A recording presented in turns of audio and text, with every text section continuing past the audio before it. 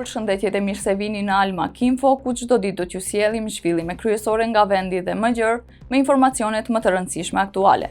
Në këtë edicion do të ndalemi fillimisht tek zhvillimet kryesore nga vendi. Pakoja e 3 ligjeve të arsimit të lartë është tërhequr nga vendi i ditës në kuvend pas kundërshtimeve të opozitës për procedurën e shqyrtimit. Opozita vlerësoi se njoftimi për mbledhjen e komisionit ishte bërë me vonesë dhe kërkoi respektimin e rregullave, ndërsa theksoi se ligjet kishin kaluar fazën e parë dhe se ishte në përgatitje të amandamenteve. Pas mbledhjes së koordinatorëve, u vendos që ligjet të rikthehen në një seancë të re, pasi të zhvillohen diskutime të mëtejshme me shumicën dhe opozitën.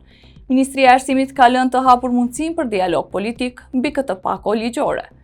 Maqedonia e Veriut sot do të përfshihet nga moti me diell dhe temperatura të larta, ndërsa gjatë pasdites dhe mbrëmjes pritet paqëndrueshmëri lokale me shira të rrëmbyeshëm. Në disa zona nuk përjashtohet stuhi të izoluar të shoqëruar me breshër. Temperatura do të lëvizin nga 12 deri në 37 gradë Celsius, ndërsa në Shkup pritet mot me diell dhe shumë i ngrohtë. Gjatë pasdites në pjesë të Luginës mund të ketë edhe rreshje të rrëmbyeshme, bubullima dhe erëra të forta, ndërsa temperatura do të lëvizin nga 16 deri në 35 gradë Celsius. Wizz Air ka prezantuar aeroplanin e 7 të bazës së saj në Shkup. Ministri i Transportit Nikoloski tha se në 6 muajt e parë të vitit, aeroportet e Shkupit dhe të Orit kanë regjistruar mbi 2 milion pasagjerë, ndërsa synimi prej 4 milion pasagjerësh në vit tashmë është i arritshëm. Ai theksoi se zgjerimi i kompanisë shoqërohet edhe me destinacione të reja ajrore.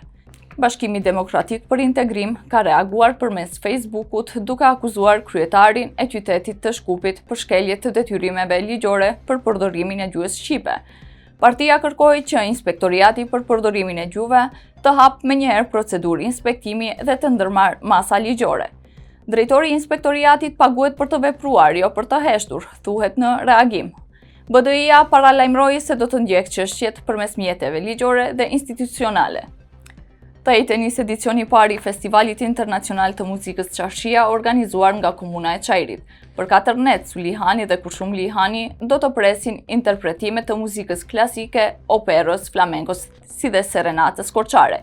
Kryetari i Çajrit Mexhiti tha se synimi është që festivali të shndrohet në një traditë të përvitshme dhe ta forcojë rolin e Shkupit në hartën kulturore të rajonit.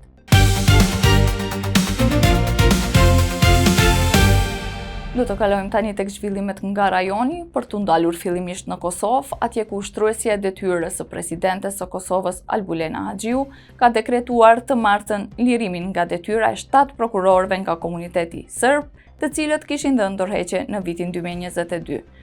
Sipas Haxhiut, dekretet janë nënshkruar pas vendimit të Këshillit Prokurorial të Kosovës, duke i dhënë fund një procesi të zgjatur prej disa vitesh. Me këtë akt, përmbyllet një proces i zgjatur për vite me radhë dhe zbatohet vendimi i institucioneve kompetente në përputhje me Kushtetutën dhe ligjet e Republikës së Kosovës, ka deklaruar Haxhiu.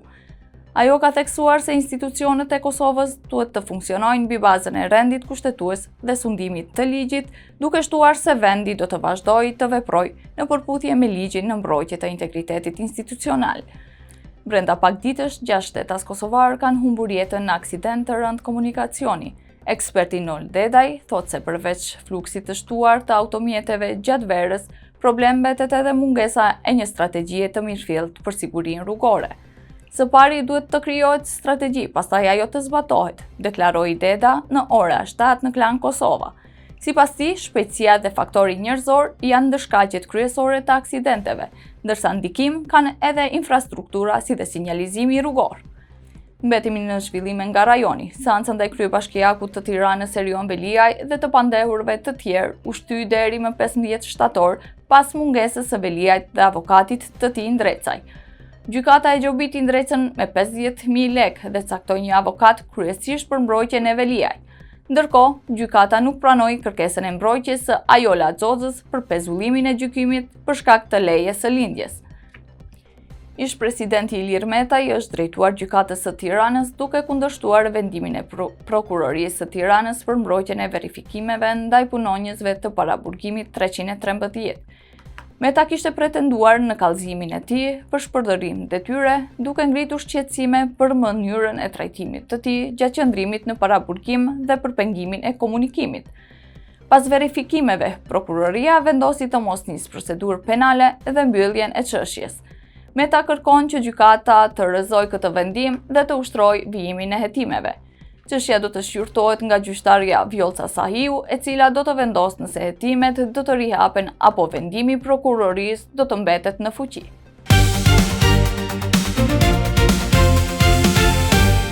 Në zhvillimet kryesore nga bota kemi veçuar Shtetet e Bashkuara të Amerikës kanë kryer një valë të re sulmesh ndaj objektivave iraniane, duke sulmuar qendra komanduese, kapacitete detare, pozicione raketash dhe dronësh, si dhe sistemet të mbrojtjes ajrore. Sulmet vijnë pas vdekjes së 3 ushtarëve amerikan, ndërsa presidenti Donald Trump deklaroi se Irani do të paguajë shumë fish për humbjen e tyre. Teherani ka cilësuar situatën si një luftë të plotë me Shtetet e Bashkuara të Amerikës, ndërsa tensionet janë përshkallëzuar edhe në ngushticën e Hormuzit. Sipas autoriteteve amerikane, anijet tregtare vijojnë të kalojnë nëpër ngushticë, ndërsa kanalet diplomatike mes palëve mbeten të hapura përmes ndërmjetësuesve. Ligjvënësit francez po përpiqen të gjejnë një kompromis për projekt ligjin që synon ndalimin e përdorimit të rrjeteve sociale nga fëmijët nën 15 vjeç, me synim që masa të hyjë në fuqi në fillim të vitit të ri shkollor në shtator. Koha është e kufizuar për shkak të afrimit të pushimeve verore të parlamentit. Një komision i përbashkët i përbërë nga 7 deputetë dhe 7 senator pritej të punonte për arritjen e një marrëveshjeje në projekt ligj që të mund të votohet brenda javës. Megjithatë, procesi është komplikuar pasi Komisioni Evropian ka vlerësuar se versioni i fundit i projekt ligjit nuk është plotësuar në përputhje me legjislacionin e Bashkimit Evropian. Një gjykatë në Indonezi ka dënuar 19 persona të përfshirë në një rrjet që trafikonte foshnja përmes birësimeve të paligjshme në Indonezi dhe në Singapur. Organizatoria kryesore, një 70 vjeçare, u dënua me 7 vite burg, ndërsa të akuzuarit e tjerë morën dënime nga 3 deri në 6 vite. Hetimet zbuluan se rrjeti kishte vepruar gjatë viteve 2023-25 në provincën e Java Perëndimore, ku 34 foshnje ishin përfshirë në skemën e paligjshme. Kaq për sot nga Almak Info. Për më shumë informacione ju ftoj të na vizitoni në almakpress.com, ku do të gjeni lajme dhe informacione më të detajuara.